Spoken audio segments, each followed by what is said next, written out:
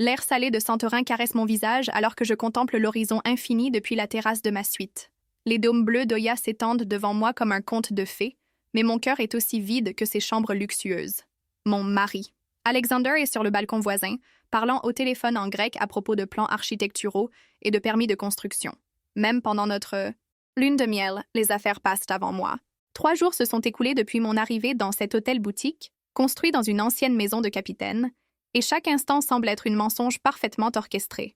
Les bougainvilliers qui ornent ma terrasse privée sont magnifiques, certes, mais ils ne peuvent cacher la prison dorée dans laquelle on m'a enfermée. Mes parents m'ont assuré que ce mariage serait ce qu'il y a de mieux pour la famille, qu'Alexander Dimitriou était un bon parti, mais ils ne m'ont jamais demandé ce que je voulais. Je ajuste le bracelet en or qui couvre mon petit tatouage d'olivier, cet acte de rébellion de mes 18 ans qui semble désormais si insignifiant. Sofia Konstantinos, l'héritière parfaite, l'épouse obéissante. Mais au fond de moi, Athéna moderne crie pour la liberté, l'authenticité, pour l'opportunité d'être celle que je suis vraiment. Ce matin, en descendant à la réception pour échapper au bruit incessant des conversations téléphoniques d'Alexander, elle était là. Naya Papadakis, selon la plaque dorée sur son bureau, des cheveux noirs ondulés retenus par des épingles colorées, des yeux verts comme la mer qui m'ont hypnotisée dès le premier instant. Elle portait une blouse fluide couleur crème et de multiples bracelets en argent, qui tintaient doucement lorsqu'elle bougeait les mains. « Kalimera, Kyria Dimitriou » m'a-t-elle salué avec un sourire chaleureux, mais ses yeux verts m'ont étudié avec une intensité qui m'a fait me sentir nue.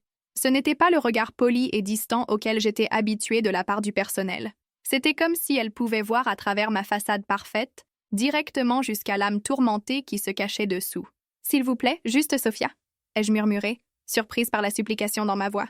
Je ne supportais pas qu'on m'appelle par son nom de famille, comme si j'étais une possession ayant changé de propriétaire. Ses yeux se sont adoucis avec compréhension. « Sophia » a-t-elle répété, et mon nom sonnait différemment sur ses lèvres, comme une caresse. « Y a-t-il quelque chose dont vous avez besoin? Je remarque que vous ne semblez pas profiter pleinement de votre séjour. » Son honnêteté directe m'a complètement désarçonnée. J'étais habituée à ce que tout le monde fasse semblant de ne pas voir mon malheur, à maintenir les apparences à tout prix. Mais cette femme, cette inconnue aux yeux de sirène, me voyait vraiment. Ai-je commencé? Mais les mots se sont coincés dans ma gorge. Comment pouvais-je expliquer à une employée d'hôtel que mon mariage était une farce? Que je me sentais comme un oiseau en cage au paradis? Naya s'est penchée légèrement vers moi, baissant la voix. Ce ne sont pas mes affaires, mais je travaille dans l'hôtellerie depuis des années. Je peux reconnaître quand quelqu'un a besoin d'une expérience différente, quelque chose qui lui rappelle qui il est vraiment. Mon cœur s'est mis à battre plus vite. « Que voulez-vous dire? Santorin a beaucoup de secrets, » a-t-elle murmuré, griffonnant quelque chose sur un papier qu'elle m'a glissé discrètement. Des endroits que les touristes ordinaires ne voient jamais, des expériences qui peuvent changer les perspectives. J'ai déplié le papier sous le comptoir. C'était une adresse et une heure. Plage de Kataros, 18 heures. Venez seul.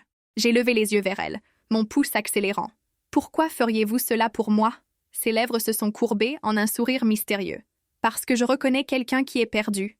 Et parce que je crois que vous méritez de découvrir qui vous êtes quand personne ne vous regarde. » Cet après-midi-là, après qu'Alexander se soit endormi pour sa sieste tout en planifiant des appels professionnels, je me suis éclipsée de l'hôtel. Le chemin vers la plage de Kataros était escarpé et rocailleux, bien différent des sentiers touristiques bien entretenus. Ma robe en lin blanc et mes sandales artisanales n'étaient pas conçues pour cette aventure, mais quelque chose en moi se sentait plus vivant à chaque pas. Je l'ai trouvée m'attendant dans une petite crique cachée entre des falaises volcaniques. Elle avait troqué son uniforme d'hôtel contre une robe fluide turquoise qui dansait avec la brise marine. Elle était pieds nus, les pieds enfoncés dans le sable noir volcanique, regardant l'horizon où le soleil entamait sa descente dorée. « Vous êtes venu ?» a-t-elle dit sans se retourner, comme si elle avait senti ma présence. Je ne savais pas si je devais, ai-je admis, me sentant soudainement incertaine. Elle s'est tournée vers moi, et son sourire était comme un lever de soleil. Les meilleurs moments de nos vies commencent souvent par un doute. Nous avons marché sur la plage en silence pendant un moment, le bruit des vagues remplissant l'espace entre nous. C'était étrange d'être si près de la mer. Toute ma vie, j'ai vécu dans des maisons avec vue sur l'eau, mais toujours à la distance sécurisée des terrasses et des fenêtres. « Savez-vous nager ?» m'a-t-elle demandé soudainement. J'ai secoué la tête, embarrassée. Je n'ai jamais appris. Mes parents disaient toujours que c'était dangereux pour une jeune fille. Naya s'est arrêtée et m'a regardée avec quelque chose qui ressemblait à de l'indignation. « Vous vivez entourée de la mer la plus belle du monde et vous n'avez jamais senti l'eau sur votre peau? » « Il y a beaucoup de choses que je n'ai jamais faites, » ai-je murmuré, surprise par ma propre honnêteté. Ses yeux verts se sont assombris d'une émotion que je ne pouvais identifier. Sans prévenir, elle a commencé à retirer sa robe turquoise, révélant un maillot de bain noir simple. Son corps était athlétique et bronzé, avec un tatouage de vagues sur l'épaule, qui semblait danser comme de l'eau réelle sous la lumière dorée. « Aujourd'hui, vous allez apprendre », a-t-elle déclaré, me tendant la main. « La mer ne mord pas, Sophia. Elle vous enlace. » Mon cœur battait si fort que j'étais sûre qu'elle pouvait l'entendre par-dessus le bruit des vagues. « Je ne peux pas... ma robe... mais... des excuses » a-t-elle interrompu doucement. « Quand avez-vous fait quelque chose juste parce que vous en aviez envie ?» La question m'a frappée comme une gifle. Je ne pouvais pas me souvenir. Littéralement, je ne pouvais pas me rappeler un seul moment de ma vie adulte où j'avais pris une décision basée uniquement sur mes propres désirs. Avec des mains tremblantes, j'ai commencé à déboutonner ma robe. Naïa m'a tourné le dos pour me donner de l'intimité, regardant l'horizon avec respect. Quand j'ai enfin été en sous-vêtements, je me suis sentie plus exposée que jamais, mais aussi plus libre. « Prête ?» a-t-elle demandé, se tournant vers moi en prenant soin de garder son regard sur mes yeux. J'ai hoché la tête, bien que tout mon corps tremblait. Naïa a pris ma main avec douceur, ses doigts chauds et sûrs s'entrelaçant avec les miens. « Pas à pas », a-t-elle murmuré, comme apprendre à voler. Le premier contact de l'eau froide avec mes pieds m'a fait halter, mais elle a serré ma main pour me rassurer. « Respirez », a-t-elle chuchoté. « La mer ressent votre peur. Montrez-lui votre curiosité à la place. » Petit à petit, nous avons avancé dans des eaux plus profondes. Quand l'eau a atteint ma taille, j'ai paniqué. Ma respiration est devenue erratique. Mon cœur s'est emballé et tous les symptômes familiers de mes crises d'angoisse ont commencé à apparaître. « Hé !» La voix de Naïa était ferme mais douce. Elle a lâché ma main et s'est placée face à moi, ses paumes pressant légèrement mes joues. « Regardez-moi, rien que moi. » Ses yeux verts m'ont ancré, calmant la tempête dans ma poitrine. « Respirez avec moi », a-t-elle murmuré. Inspirez et relâchez. J'ai suivi son rythme, inhalant l'odeur salée mélangée à son parfum naturel de coco et de mer. Peu à peu, ma panique s'est dissipée, remplacée par une étrange sensation de « paix ». « Mieux », a-t-elle souri, sans retirer ses mains de mon visage. « Me faites-vous confiance ?»« Je ne vous connais même pas », ai-je chuchoté, mais nous savions toutes les deux que c'était un mensonge. En quelques heures passées ensemble, j'avais développé une confiance en elle plus profonde que celle que j'avais pour des personnes que je connaissais depuis des années. « Alors, faites-vous confiance à vous-même », a-t-elle répondu. « Faites confiance au fait que vous méritez de sentir l'eau vous enlacer, que vous méritez cette liberté. » Ces mots ont touché quelque chose de profond en moi, quelque chose qui dormait depuis des années. Lentement, je me suis détendue dans l'eau, laissant Naïa me guider dans mes premiers mouvements de natation. Je n'ai pas appris à nager cet après-midi-là, mais j'ai appris quelque chose de bien plus précieux, le sentiment de choisir. Pour la première fois de ma vie adulte, j'avais pris une décision entièrement mienne. J'avais suivi ma curiosité plutôt que les attentes des autres. Quand nous sommes sortis de l'eau, le soleil s'était transformé en une boule de feu doré qui peignait le ciel d'orange et de rose. Naïa m'a offert sa chemise pour me couvrir, et nous nous sommes assises sur le sable volcanique, regardant le spectacle naturel le plus magnifique que j'ai jamais vu. « Pourquoi l'avez-vous fait ?» ai-je fini par demander. « Pourquoi vous souciez-vous d'une cliente quelconque de l'hôtel ?» Elle est restée silencieuse un long moment, ramassant du sable noir entre ses doigts. « Parce que je reconnais ce regard », a-t-elle fini par dire, « celui de quelqu'un qui vit la vie d'une autre personne. Je l'ai eu pendant des années. Que s'est-il passé? Comment en êtes-vous sorti ?» Ses lèvres se sont courbées en un sourire amer. J'ai dû perdre tout ce que je pensais vouloir pour découvrir ce dont j'avais vraiment besoin. Il y avait une histoire là-dedans, quelque chose de douloureux et de transformateur, mais je n'ai pas insisté.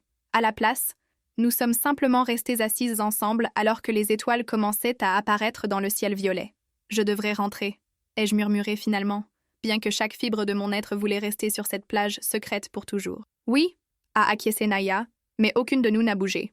Finalement, lorsque la pleine lune a illuminé notre chemin de retour, nous avons commencé à marcher vers l'hôtel.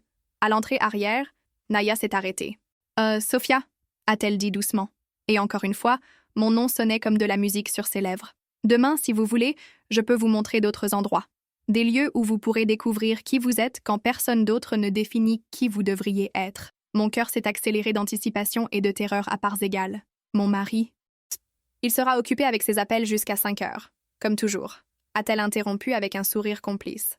J'ai observé les habitudes. Je peux vous retrouver à 2 heures, dans le hall arrière. Je savais que je devais dire non. Je savais que je jouais avec quelque chose de dangereux, quelque chose qui pourrait tout changer. Mais quand j'ai regardé ses yeux verts sous la lumière de la lune, je n'ai pu que hocher la tête.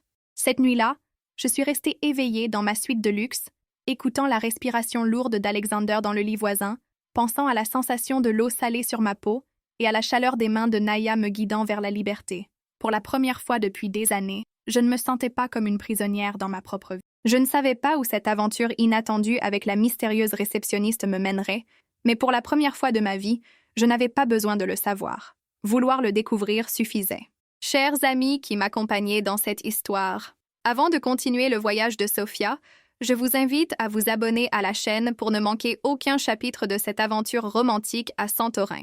Dites-moi dans les commentaires de quelle ville vous nous regardez, j'adore savoir que j'ai un public des 4 coins du monde. Et n'oubliez pas qu'à la fin de l'histoire, je veux que vous notiez ce roman de 0 à 10 et que vous me disiez ce qui vous a le plus plu. Vos avis sont très importants pour moi. L'horloge indique 2h moins 5 lorsque je descends discrètement l'escalier arrière de l'hôtel.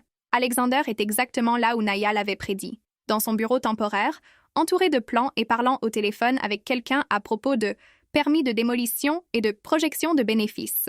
Ces mots me parviennent par bribes, mais je capte quelque chose à propos de « après la lune de miel ». Et la veuve ne posera pas de problème. Un frisson me parcourt l'échine, mais je n'ai pas le temps de digérer ces phrases inquiétantes. Naya m'attend près d'une moto vintage bleu ciel, vêtue d'un jean usé et d'un t-shirt blanc qui épouse parfaitement ses courbes. Ses cheveux ondulés sont détachés et dansent avec la brise marine. Quand elle me voit, son visage s'illumine d'un sourire qui fait chavirer mon estomac. « Prête pour une vraie aventure ?» demande-t-elle, me tendant un casque de la même couleur que sa moto. Je n'ai jamais fait de moto, admets-je, ressentant ce mélange familier de nervosité et d'excitation que Naya semble éveiller en moi. « Il y a beaucoup de premières fois qui t'attendent, Sophia, » dit-elle avec un sourire espiègle. « Tu dois juste décider si tu veux les vivre. » Je mets le casque avec des mains tremblantes et monte derrière elle. Quand j'enlace sa taille de mes bras, je sens la chaleur de son corps à travers le tissu fin de son t-shirt. Son parfum naturel de coco et de sel marin m'enveloppe, et pendant un instant, j'oublie comment respirer. « Accroche-toi bien », me dit-elle par-dessus son épaule, et sa voix a une tonalité rauque qui fait se contracter quelque chose au creux de mon ventre. Le moteur rugit sous nous, et nous quittons l'hôtel à toute vitesse.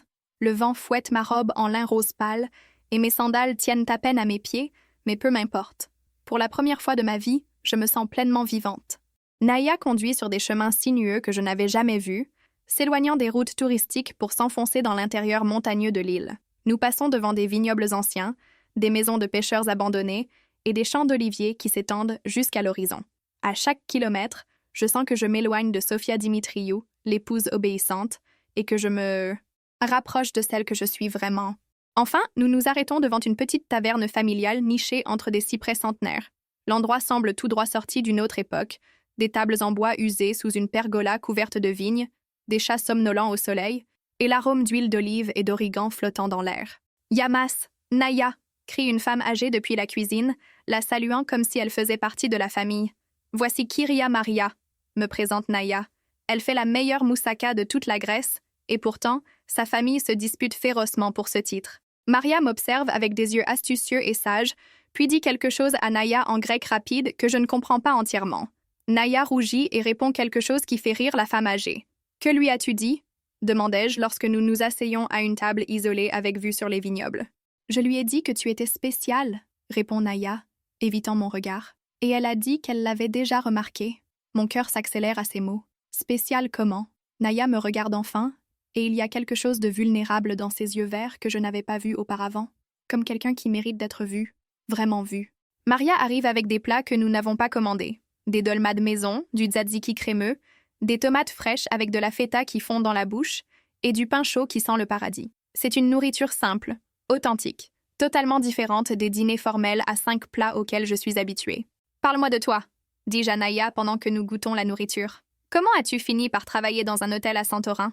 Son expression s'assombrit légèrement. « J'ai fui Athènes il y a 3 ans. J'avais une vie qui semblait parfaite de l'extérieur. Un travail en entreprise, un appartement chic, un fiancé convenable. Mais je m'étouffais lentement. Que s'est-il passé? J'ai découvert que mon fiancé avait des aventures depuis des années. Mais ce qui m'a fait le plus mal, ce n'était pas l'infidélité, c'était de réaliser que je me sentais presque soulagée. Ses doigts jouent nerveusement avec un de ses bracelets en argent. Ça m'a fait comprendre que je vivais la vie que les autres attendaient de moi, pas celle que je voulais. Ces mots résonnent dans ma poitrine comme des cloches. Et qu'as-tu fait? J'ai annulé le mariage 3 jours avant. J'ai quitté mon travail, vendu tout ce que j'avais et acheté un billet aller simple pour Santorin. Elle sourit, mais il y a de la tristesse dans ses yeux. Ma famille ne m'a pas parlé depuis. Ils disent que j'ai ruiné ma vie sur un coup de tête. Mais tu sembles libre, murmurai-je, enviant son courage. La liberté a un prix, dit-elle doucement, mais ça vaut chaque drachme. Nous mangeons dans un silence confortable, chacune perdue dans ses pensées. Le soleil de l'après-midi filtre à travers les feuilles de vigne, créant des motifs de lumière et d'ombre qui dansent sur nos mains sur la table. Sans réfléchir, je tends la main vers la sienne, et lorsque nos doigts se touchent, je ressens une décharge électrique qui me parcourt jusqu'à la moelle. Naya ne retire pas sa main. Au contraire, elle entrelace lentement nos doigts, comme si elle mémorisait la sensation. « Sophia », murmure-t-elle mon nom comme une prière. « Dis-moi », chuchotai-je, perdu dans l'intensité de son regard. « Que ferais-tu si tu n'avais pas peur? Si tu pouvais être n'importe qui, vivre n'importe quelle vie, que choisirais-tu? » La question me frappe avec une force inattendue. Personne ne m'avait jamais demandé ce que je voulais. J'écris, admets-je, pour la première fois à voix haute. J'ai un blog, critique d'art. C'est anonyme, mais c'est la seule chose dans ma vie qui m'appartient vraiment. Ses yeux s'illuminent d'un intérêt sincère. Sur quoi écris-tu? Sur la manière dont l'art peut être révolutionnaire. Sur les artistes qui ont défié les attentes de leur époque. Sur ma voix se brise légèrement. Sur la recherche de l'authenticité dans un monde qui préfère les façades parfaites. Naya serre ma main plus fort. C'est magnifique, Sophia. C'est toi, une révolutionnaire déguisée en princesse. Ces mots touchent mon âme. Pour la première fois, quelqu'un voit en moi non pas ce que je suis censée être, mais ce que je suis vraiment. Les larmes montent à mes yeux sans prévenir. Et Naya se lève et s'assoit sur la chaise à côté de moi, ses mains encadrant doucement mon visage.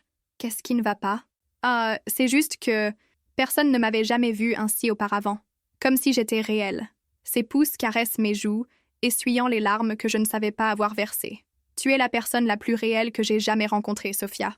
Ton âme crie la vérité même quand ta bouche prononce les mots que les autres attendent d'entendre. Et la proximité est enivrante.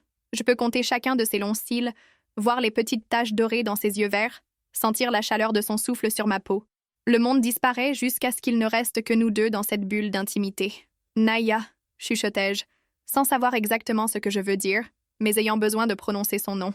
Je sais, répond-elle, comme si elle pouvait lire mes pensées. Moi aussi, je le ressens.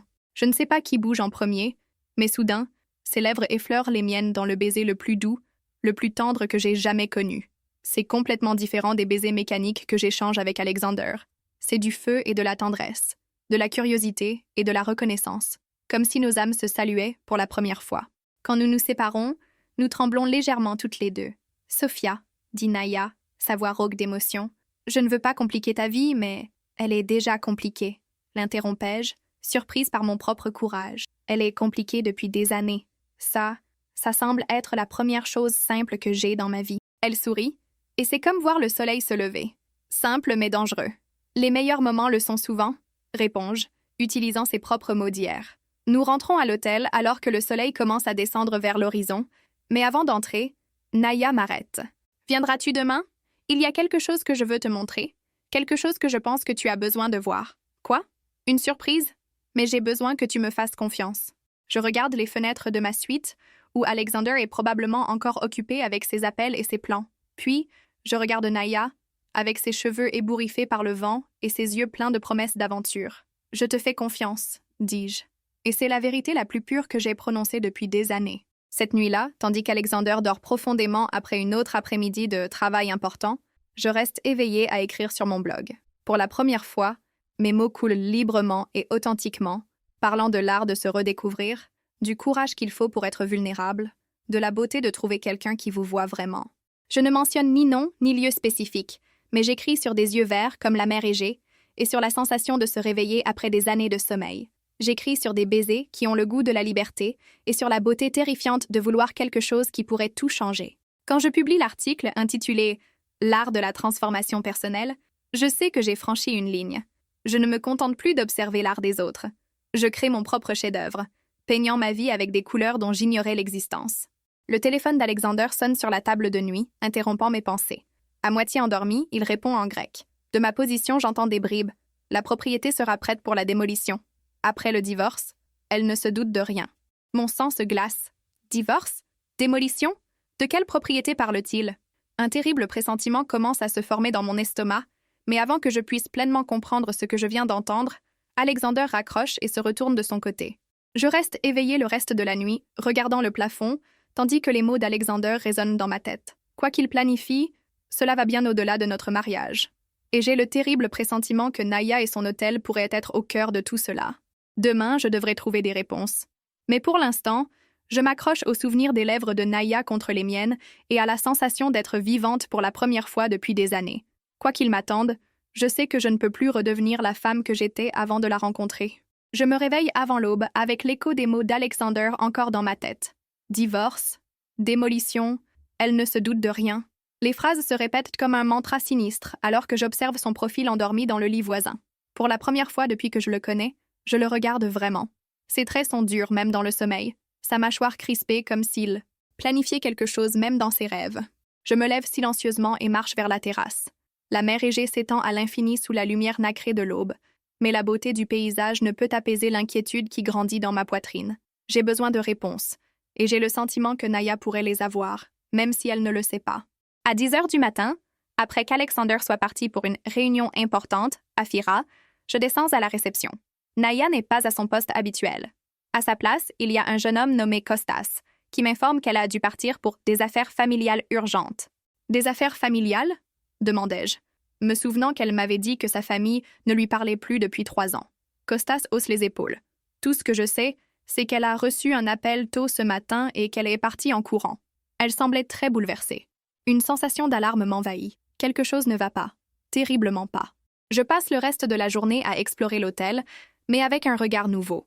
Pour la première fois, je prête attention aux conversations chuchotées entre le personnel, aux regards inquiets, aux documents que des hommes en costume examinent sur la terrasse du restaurant. En m'approchant discrètement, j'entends des mots comme « évaluation de propriété » et « compensation pour relocalisation ». Mon cœur s'effondre. Les pièces commencent à former une image terrifiante. Cet après-midi-là, Naya revient enfin. Je la vois arriver sur sa moto, mais quelque chose dans sa posture a changé.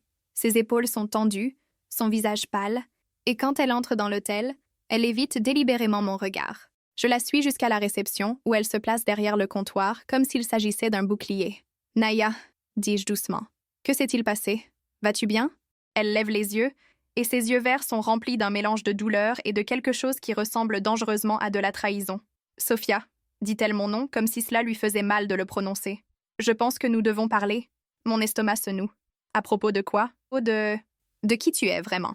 De pourquoi tu es ici? » Sa voix est froide, complètement différente du ton chaud et tendre d'hier. De ce que ta famille prévoit de faire avec cet endroit. Le monde vacille sous mes pieds. De quoi parles-tu? Ne fais pas comme si tu ne savais pas, murmure-t-elle, et il y a des larmes contenues dans sa voix. Sophia Konstantinos, fille de Dimitrios Konstantinos, le magnate hôtelier qui achète toute la côte nord de Santorin pour construire son empire de complexes touristiques. Je me sens comme si on m'avait giflé. Comment sais-tu ça? Parce que ce matin, j'ai reçu la visite des avocats de ton père. Cet hôtel, l'endroit où je travaille et vis depuis 3 ans, où Kyria Elena a élevé ses enfants et où son défunt mari a construit chaque chambre de ses propres mains, va être démoli dans 2 semaines. Les larmes roulent enfin sur ses joues, mais sa voix reste ferme. Sais-tu ce qu'il y a de plus ironique? L'architecte en charge du nouveau projet est ton mari, Alexander Dimitriou, et apparemment, selon les documents qu'ils m'ont montrés, tu hériteras d'une part importante des bénéfices une fois le projet terminé. Je me sens comme si je tombais dans un précipice sans fond. Naya, je ne savais pas... On ne m'a jamais rien dit. Vraiment? Sa rire est amère. L'héritière parfaite ne savait rien des affaires familiales?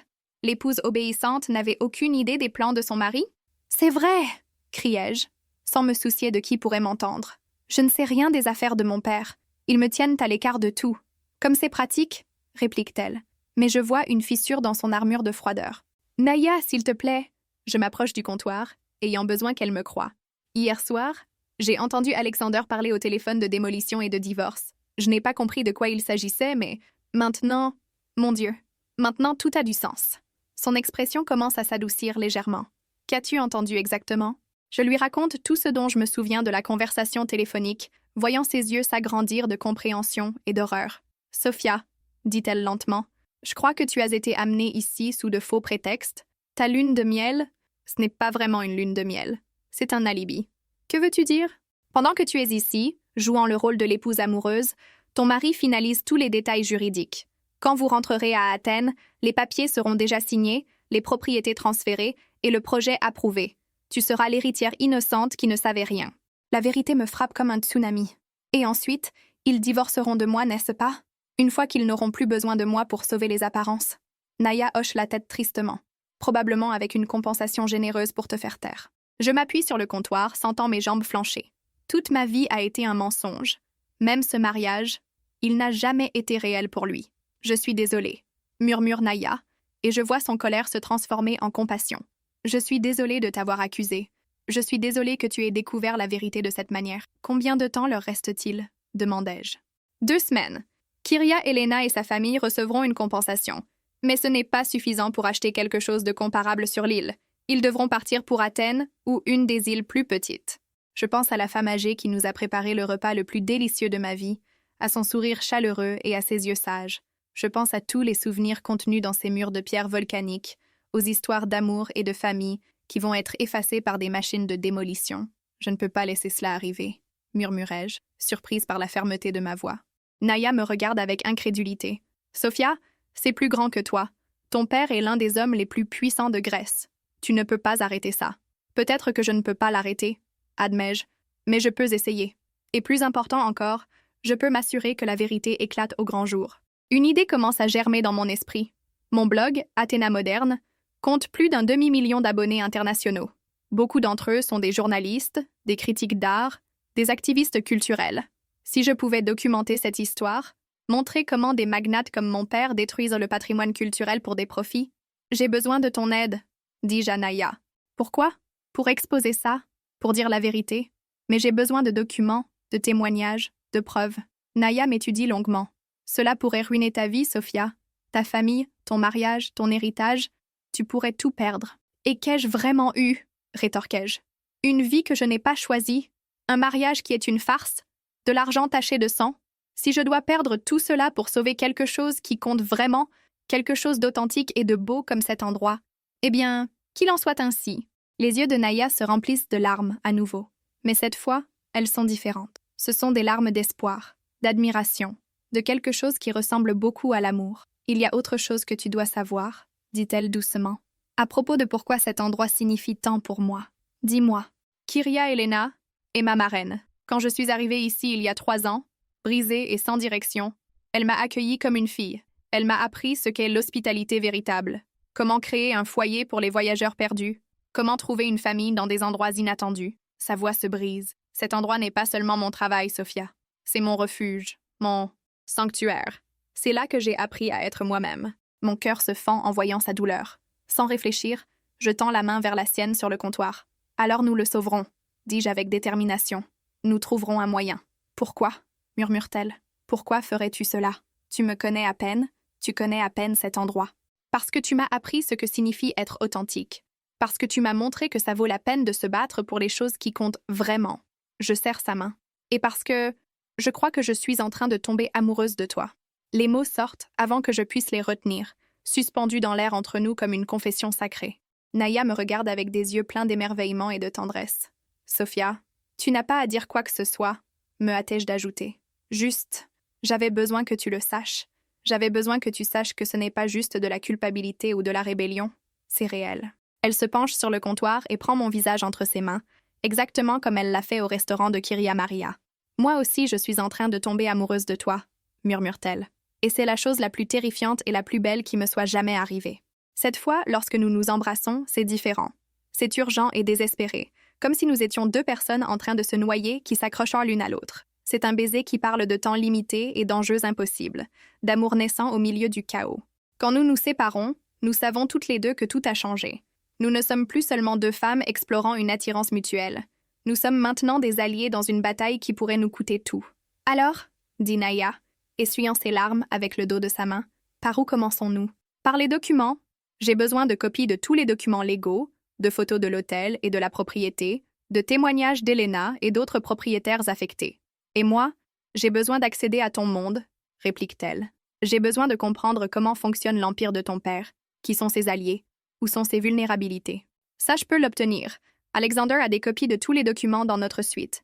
Il les examine tous les soirs. Peux-tu les photographier sans qu'il s'en rende compte? Je peux essayer.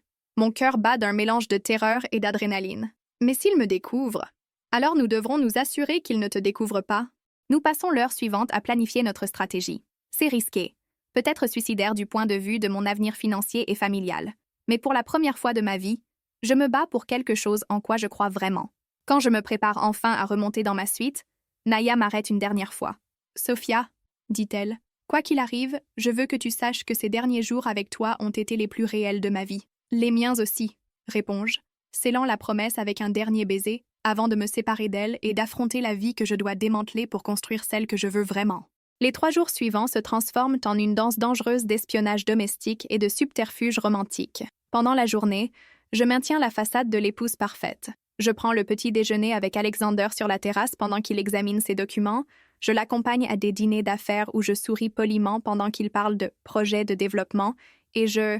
Fin de l'intérêt quand il me montre les rendus numériques de ce que sera le nouveau complexe touristique. Mais la nuit, quand Alexander dort profondément après ses appels internationaux, je deviens une personne complètement différente. Avec des mains tremblantes, je photographie chaque document que je trouve. Contrat d'achat, plan de démolition, correspondance légale et le plus dévastateur, une liste complète de toutes les propriétés familiales qui seront acquises le long de la côte nord de Santorin. Ce n'est pas seulement l'hôtel d'Elena.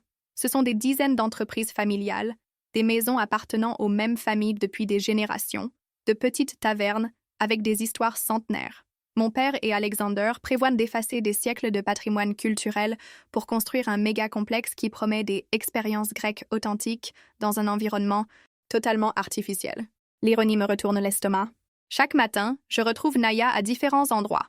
Parfois sur la plage secrète où nous avons partagé notre premier baiser, parfois dans l'oliveraie derrière la taverne de Kyria Maria, ou dans les ruines d'un temple ancien que seuls les locaux connaissent. Je lui passe les photographies sur des clés USB cachées dans des sachets de thé ou des livres, comme des espionnes dans un film que je n'aurais jamais pensé jouer. « C'est pire que ce que j'imaginais », murmure Naya en examinant les dernières photos sur son ordinateur portable. Nous sommes assises dans son petit appartement au-dessus de l'hôtel, un espace cosy rempli de plantes, de livres et de photos de l'île. « Regarde ça, Sophia. Il planifie cela depuis 2 ans. » Elle me montre un document daté bien avant que je rencontre Alexander. Mon engagement matrimonial faisait partie du plan depuis le début, murmurai-je, sentant comme si on m'avait vidé de l'intérieur. Je n'ai jamais eu la moindre chance de choisir. Naya s'approche et m'enlace, sa chaleur apaisant le froid qui s'est installé dans mes os. « Mais maintenant, tu choisis, » murmure-t-elle contre mes cheveux. « Maintenant, tu te bats. Et si ce n'est pas suffisant? Et si, malgré toutes ces preuves, nous ne pouvons pas les arrêter? Alors au moins, nous aurons essayé. Au moins, nous aurons dit la vérité. » Cette nuit-là, je retourne dans ma suite pour trouver Alexander m'attendant, éveillé, assis sur le canapé avec un verre de whisky à la main.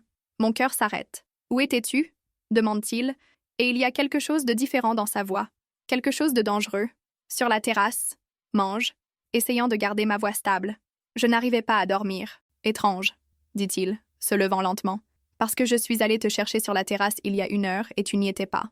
La panique m'envahit, mais je parviens à garder mon calme. Je suis descendue me promener dans les jardins de l'hôtel. « Sophia, dit-il mon nom comme un avertissement. J'espère que tu ne fais rien de stupide.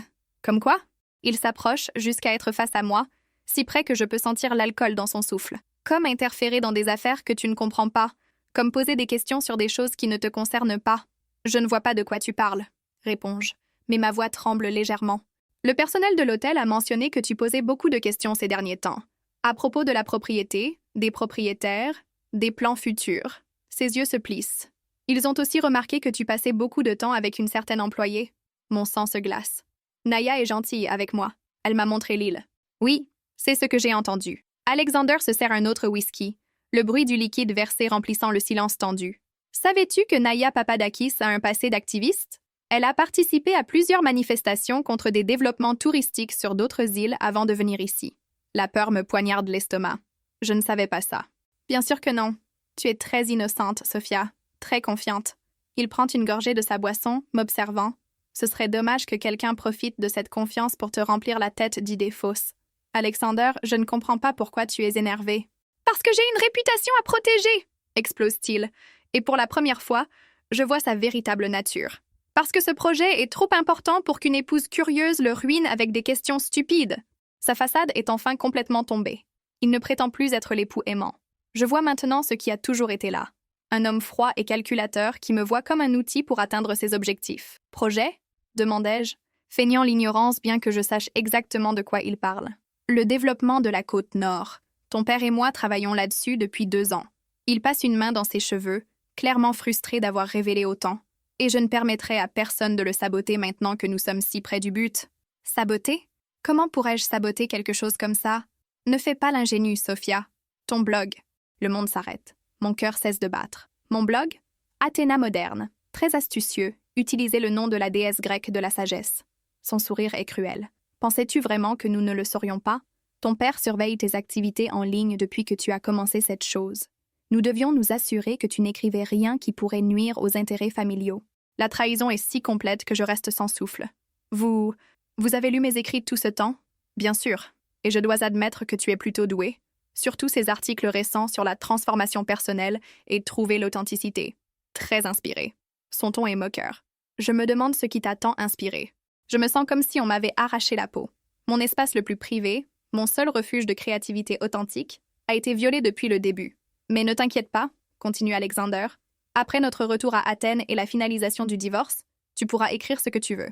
Ta compensation sera plus que généreuse. Divorce? Fais-je la surprise, bien que je le savais déjà. Oh, allons, Sophia. Nous savons tous les deux que ce mariage n'a jamais été réel. Ton père avait besoin que tu sois mariée pour certains transferts légaux de propriété.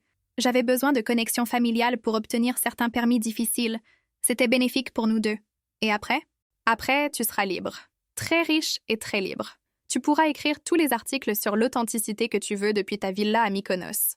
C'est obscène comme il réduit toute ma vie à une transaction financière. Comme si mes sentiments, mes rêves, mon cœur étaient des marchandises qu'on peut acheter et vendre. Oh, quoi?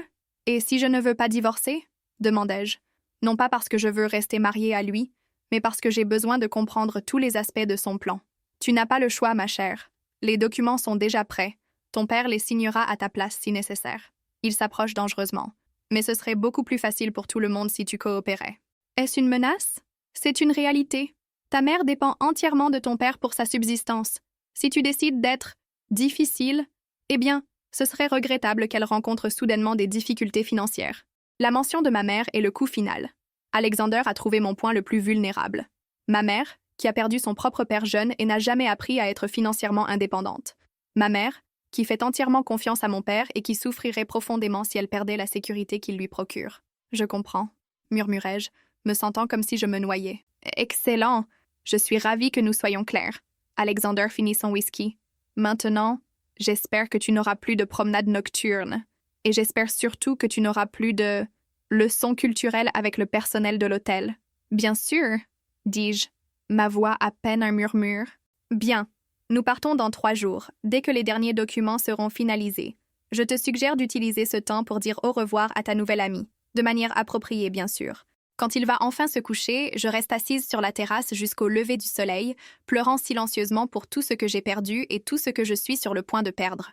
Mon mariage était un mensonge, mon blog a été surveillé depuis le début, et maintenant je dois choisir entre sauver l'endroit qui m'est devenu sacré et protéger ma mère des conséquences de ma rébellion.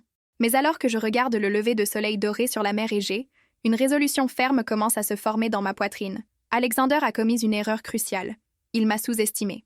Il pense que je suis la même femme fragile et obéissante qu'il a épousée il y a 1 semaine. Mais cette femme est morte au moment où Naya m'a pris la main et m'a appris ce que signifiait choisir par moi-même. S'ils veulent me détruire, ce ne sera pas sans combat. Et s'ils veulent tout m'enlever, je m'assurerai au moins que le monde sache exactement quel genre de monstres ils sont.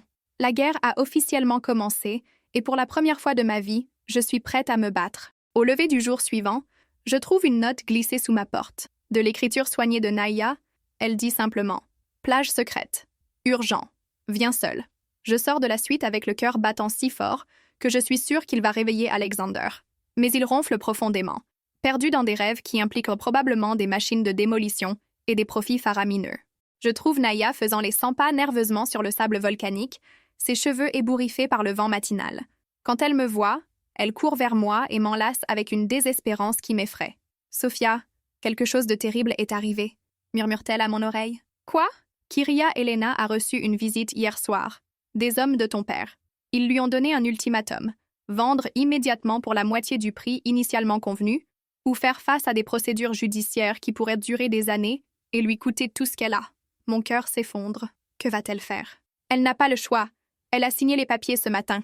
Les larmes roulent sur les joues de Naya. Sophia, il nous reste moins de 48 heures avant l'arrivée des machines. Mon Dieu, murmurai-je, sentant le monde s'écrouler sous mes pieds. Mais il y a plus. Costas a entendu l'un des hommes parler au téléphone. Ils ont mentionné ton nom et quelque chose à propos de neutraliser la menace avant qu'elle ne cause des problèmes. La panique pure m'envahit. Penses-tu qu'ils savent ce que nous faisons? Je pense qu'ils soupçonnent. Et je crois qu'il n'est plus sûr pour toi de rester ici. Je ne partirai pas, dis-je avec plus de fermeté que je ne ressens. Je ne vais pas fuir et t'abandonner. Sophia, tu ne comprends pas. Ces hommes, ce ne sont pas juste des avocats et des hommes d'affaires. Ils ont des connexions avec des gens très dangereux. S'ils te voient comme une menace pour un projet de cette envergure, elle ne termine pas sa phrase, mais elle n'a pas besoin de le faire. Nous comprenons toutes les deux les implications. Alors nous devons agir maintenant, dis-je, sentant une détermination féroce croître dans ma poitrine. Ce soir même. À quoi penses-tu? L'article. Je publie tout ce soir. Les documents, les photos, les témoignages. Je rends ça public avant qu'il ne puisse m'arrêter. Naya me prend les mains, ses yeux verts remplis de peur et d'admiration à parts égales. Sophia, si tu fais ça, il n'y aura pas de retour en arrière. Ta vie telle que tu la connais sera finie. Ma vie telle que je la connais est déjà terminée, réponds-je. Au moment où Alexander m'a menacé hier soir, au moment où j'ai découvert que tout ce en quoi je croyais était un mensonge, je n'ai plus rien à perdre. Tu as ta mère. Ma mère mérite de connaître la vérité sur le genre d'homme qu'est mon père. Et elle mérite d'avoir une fille qui se bat pour ce qui est juste, même si cela signifie sacrifier sa sécurité financière. Naya m'étudie longuement, puis hoche lentement la tête. Alors, nous le faisons, mais ensemble. Que veux-tu dire? J'ai des contacts dans les médias internationaux, des reporters qui attendaient une histoire comme celle-ci. Pendant que tu publies l'article, j'envoie les preuves à des journaux à Londres, Paris, New York. On fait ça si gros qu'ils ne pourront pas l'enterrer. Ferais-tu ça pour moi? Je le ferai pour nous, dit-elle, se rapprochant jusqu'à ce que je sente son souffle sur mes lèvres. Je le ferai pour cet endroit, pour Elena, pour toutes les maisons qui vont être détruites. Mais surtout, je le ferai parce que je t'aime. Mon cœur s'arrête. Naya. Je t'aime, Sofia Konstantinos, répète-t-elle plus fort cette fois. Je Kalpou t'aime pour ton courage, pour ton intégrité, pour la manière dont tu as tout risqué pour des gens que tu connais à peine. Je t'aime pour m'avoir appris que l'amour véritable signifie parfois choisir la justice plutôt que la sécurité. Les larmes roulent sur mon visage, tandis que je l'embrasse avec toute la passion et le désespoir d'une femme qui sait que ce pourrait être la dernière fois. Je t'aime aussi, murmurai-je contre ses lèvres. Je t'aime tellement que ça fait mal. Alors, faisons-le, dit-elle, prenant mon visage entre ses mains. Changeons le monde ensemble. Nous passons les heures suivantes à planifier minutieusement chaque détail. Naya contacte ses alliés journalistiques pendant que je travaille sur l'article le plus important de ma vie. Ce n'est pas seulement un article sur le développement touristique, c'est un manifeste sur la corruption, le patrimoine culturel et le coût humain du capitalisme effréné. L'art de la destruction. Comment les magnates grecs effacent des siècles d'histoire pour des profits, intitulai-je l'article. J'y documente chaque aspect du plan de mon père, accompagné de photos, de documents légaux et de témoignages des familles touchées. Mais la partie la plus difficile à écrire est la section personnelle, où je révèle ma propre identité en tant qu'Athéna moderne et explique comment j'ai découvert que mon propre mariage faisait partie d'une conspiration d'entreprise. Pendant des années, j'ai écrit sur l'art de l'authenticité sans savoir que ma propre vie était totalement artificielle. Écris-je. J'ai critiqué les artistes pour avoir vendu leur intégrité à l'establishment, sans réaliser que j'étais une pièce dans le jeu de mon propre père. Mais parfois, la seule façon de trouver sa véritable voie est de risquer de tout perdre. À 10 heures du soir, nous sommes prêtes. Naya a confirmé que les journalistes internationaux sont en ligne, attendant de recevoir les documents. Mon article est terminé, vérifié et prêt à être publié. Es-tu sûre? Me demande Naya une dernière fois. Je n'ai jamais été aussi sûre de quoi que ce soit dans ma vie. Je clique sur « Publier » en même temps que Naya envoie les fichiers à ses contacts. En quelques secondes, l'histoire est en ligne, accessible à un demi-million d'abonnés internationaux et se propage rapidement sur les réseaux sociaux. Nous nous enlaçons, tremblantes d'adrénaline et de terreur, attendant la tempête que nous savons sur le point de se déchaîner. Nous n'avons pas à attendre longtemps. Mon téléphone commence à sonner à 22h17. C'est mon père. Sophia. Sa voix est chargée d'une colère froide que je n'avais jamais entendue auparavant. Qu'est-ce que tu as fait, bon sang? Ce que j'aurais dû faire il y a des années, réponds-je, surprise par le calme de ma voix. As-tu la moindre idée de ce que tu viens de coûter à cette famille, à ta mère? Je sais exactement ce que ça coûte, rétorquai-je. Et ça vaut chaque drachme. Tu es morte pour moi, dit-il, et il raccroche.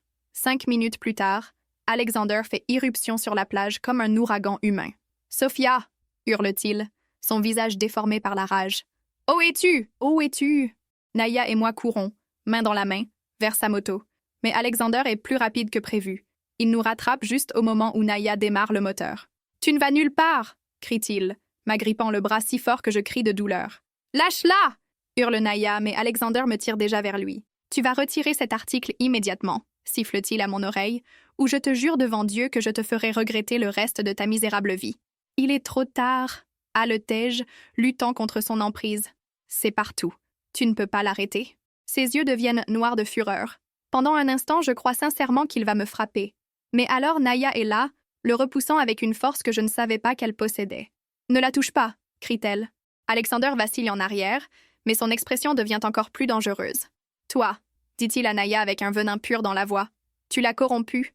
Tu lui as mis ses idées dans la tête. »« Personne ne m'a corrompu, » dis-je, me plaçant entre eux. « Personne ne m'a rien mis dans la tête. Pour la première fois de ma vie, je pense par moi-même. »« Ce n'est pas fini, » dit Alexander, reculant mais gardant ses yeux fixés sur nous. « Ni pour toi, ni pour ta petite amie. Il s'en va, mais nous savons qu'il reviendra. Et la prochaine fois, il ne sera pas seul.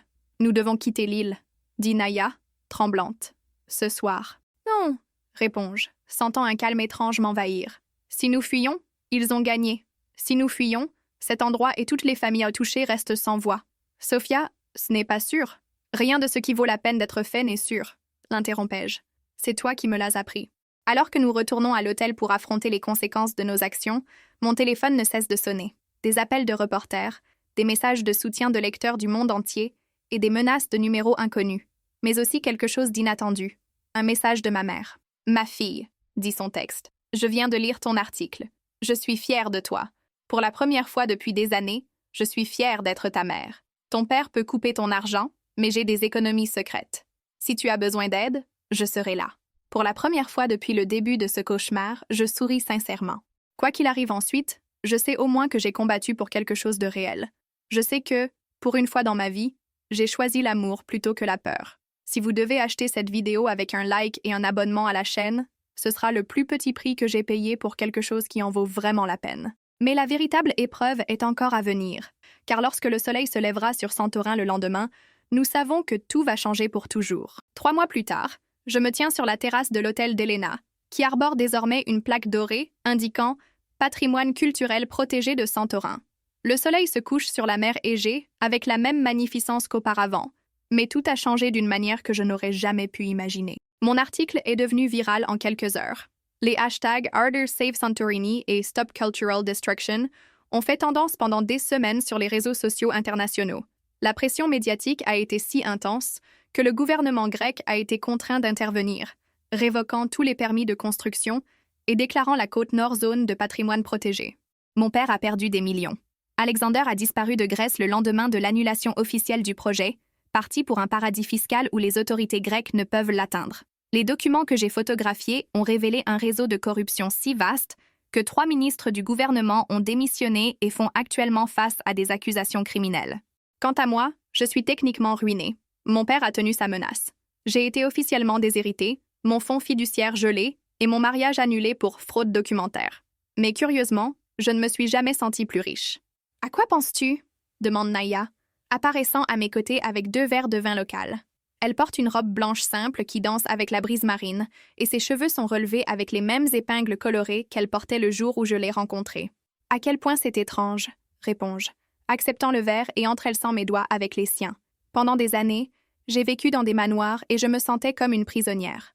Maintenant, je vis dans un appartement d'une chambre au-dessus d'un cybercafé à Oya et je ne me suis jamais sentie plus libre. Naya rit, ce son qui est devenu ma mélodie préférée. Eh bien, techniquement, tu vis aussi avec moi la moitié du temps. Seulement la moitié ? Plaisantai-je, me rapprochant pour voler un rapide baiser. D'accord, 3/4 du temps, concède-t-elle, souriant contre mes lèvres. C'est vrai. Après le chaos des premiers jours, quand les reporters nous assiégeaient et que les menaces arrivaient quotidiennement, Naya m'a offert de rester dans son appartement jusqu'à ce que les choses se calment. C'était il y a 2 mois et demi, et aucune de nous n'a mentionné que je cherche un autre endroit. Ma nouvelle vie est complètement différente de tout ce que j'ai connu auparavant. Je travaille à mi-temps pour aider Elena avec l'administration de l'hôtel, qui attire désormais des touristes venant spécifiquement pour son histoire de résistance culturelle. Je fais aussi du freelance comme écrivaine et consultante pour des organisations de préservation du patrimoine. Je ne gagne pas une fraction de ce à quoi j'avais accès avant, mais chaque euro, je l'ai gagné avec mon propre travail, avec ma propre intégrité. Comment s'est passé l'appel avec le musée de Paris? Demande Naya, me rappelant la conversation téléphonique que j'ai eue ce matin. Incroyable, réponds-je, sentant des papillons d'excitation dans mon estomac. Ils veulent m'offrir le poste de conservatrice senior pour l'art méditerranéen. Apparemment, mon article a démontré exactement le type de passion pour la préservation culturelle qu'ils recherchent. Les yeux de Naya s'illuminent de fierté, mais je vois aussi une ombre d'inquiétude. Paris, c'est loin d'ici. Oui, admets-je, sentant le poids de la décision que j'ai repoussée pendant des semaines. Mais ils ont aussi dit quelque chose d'intéressant. Ils cherchent à établir un programme de préservation des sites culturels sur les îles méditerranéennes. Ils auraient besoin de quelqu'un avec une expérience locale pour le diriger. Quelqu'un comme une ancienne activiste qui connaît chaque pierre de Santorin et qui a un talent naturel pour lire les gens et comprendre ce dont ils ont vraiment besoin. Naya se fige. Sophia, es-tu... Je te demande de venir avec moi à Paris, dis-je, me tournant pour lui faire face complètement. Je te demande de construire quelque chose ensemble, quelque chose qui puisse protéger des endroits comme celui-ci dans toute la région méditerranéenne. Les larmes brillent dans ses yeux verts. Es-tu sûr? Paris, c'est ta chance d'avoir la carrière dont tu as toujours rêvé. Tu n'as pas besoin de la compliquer avec moi. Naya Papadakis, l'interrompais-je, prenant son visage entre mes mains comme elle l'a fait tant de fois avec moi. Tu n'es pas une complication. Tu es la raison pour laquelle je comprends enfin ce que signifie rêver de quelque chose de réel. Je t'aime, murmure-t-elle, comme si les mots lui avaient été arrachés de l'âme. Je t'aime aussi, réponds-je, scellant la promesse avec un baiser qui a le goût de l'avenir et des possibilités infinies. Quand nous nous séparons, il y a une nouvelle détermination dans ses yeux. Quand devrions-nous y être? Le poste commence en janvier. Mais nous pourrions voyager avant pour chercher un appartement, découvrir la ville. Sophia, m'interrompt-elle avec un sourire espiègle, es-tu en train de me demander d'emménager avec toi? Techniquement, je te demande d'emménager avec moi dans l'une des villes les plus romantiques du monde pour travailler sur la carrière de nos rêves tout en construisant une vie ensemble. Je fais une pause dramatique. Mais oui, en gros, je te demande d'emménager avec moi. Son rire remplit l'air nocturne, riche et libre. Alors, oui, je viendrai avec toi à Paris. Oui, nous construirons quelque chose ensemble. Oui à tout. Cette fois, lorsque nous nous embrassons, c'est différent de tous les baisers précédents. Ce n'est pas urgent comme quand nous pensions tout perdre, ni tendre comme quand nous nous découvrions mutuellement. Ce baiser est une promesse, un engagement, une déclaration que nous choisissons de construire un avenir ensemble. Il y a autre chose, dis-je quand nous nous séparons enfin, mon cœur battant de nervosité et d'anticipation. Quoi? Je sors une petite boîte en velours bleu de mon sac. Ce n'est pas une bague de fiançailles traditionnelle, me hâtai-je d'expliquer alors que ses yeux s'ouvrent de surprise. Mais je voulais t'offrir quelque chose qui symbolise ce que tu représentes pour moi. J'ouvre la boîte pour révéler une simple bague en argent avec une petite pierre verte de la mer Égée. La pierre vient de notre plage secrète, expliquai-je. Je l'ai fait sertir à Athènes. C'est ma façon de te demander si tu veux rendre ça officiel. Naya regarde la bague avec des yeux pleins de larmes. Sophia, je sais que c'est tôt, continuai-je nerveusement. Et je sais que nous avons toutes les deux eu des expériences terribles avec le mariage. Mais ça semble différent. Tu sembles différente. Nous semblons différentes. Es-tu en train de me demander de t'épouser? Demande-t-elle, sa voix à peine un murmure. Je te demande d'être ma partenaire en tout, en amour, au travail, dans les aventures, dans la construction d'une vie qui est entièrement nôtre. Je prends la bague de la boîte avec des mains tremblantes. Je te demande de me permettre de t'aimer officiellement pour le reste de nos vies. Naya tend sa main gauche, souriant à travers ses larmes. Oui, dit-elle simplement. À tout. Toujours oui avec toi. Je glisse la bague à son doigt, et elle s'adapte parfaitement, comme si elle avait toujours été faite pour être là. Je t'aime, future épouse, dis-je, testant les mots et les trouvant parfaits. Je t'aime aussi, future épouse, répond-elle, et nous nous embrassons tandis que les étoiles apparaissent au-dessus de Santorin. Un an plus tard, nous nous marions sur la plage secrète où nous avons partagé notre premier baiser, entouré d'Elena et de toute sa famille élargie, de mes nouveaux collègues du musée et, de manière surprenante, de ma mère, qui a pris un avion depuis Athènes sans dire à mon père où elle allait. « Je suis fière de toi », murmure-t-elle alors que je marche vers Naya, qui m'attend pieds nus sur le sable volcanique, radieuse dans une robe blanche simple.